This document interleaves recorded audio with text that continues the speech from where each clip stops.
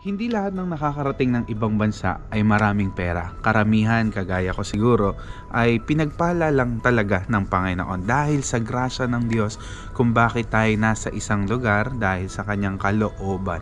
Kasi kung hindi sa kalooban ni Lord, wala lahat yan. Kaya huwag niyong isipin na yung mga nakakarating ng ibang bansa, nakakasakay ng eroplano, ay yung maraming pera.